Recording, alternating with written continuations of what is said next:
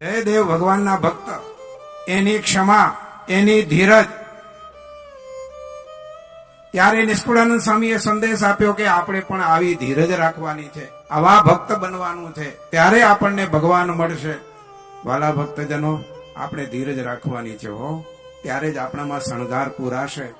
એકબીજાને મદદ કરજો, એકબીજા ઉપર દયા રાખજો, અને ધીરજ અને દયા રાખી હશે, બીજા પ્રત્યે સદભાવનાઓ કરી હશે, તો એનું સારું ફળ મળશે. માનવની પ્રકૃતિ છે, બીજાનું જે થાય તે મારું સારું થવું જોઈએ, આ માનવની પ્રકૃતિ છે. પણ નહીં, આવો દિવ્ય સંપ્રદાય ભગવાન સ્વામિનારાયણ પોતે પૃથ્વી પર વિચરણ કરીને લોકોને કેવો ઉપદેશ આપે છે. ભક્તજનો, કેવા પાઠ શીખવાડ્યા છે, દયાના પાઠ શીખવાડ્યા છે, દાનના પાઠ શીખવાડ્યા છે, ભક્તિના પાઠ શીખવાડ્યા છે, સ્વયં પોતે સહન કર્યું છે હો.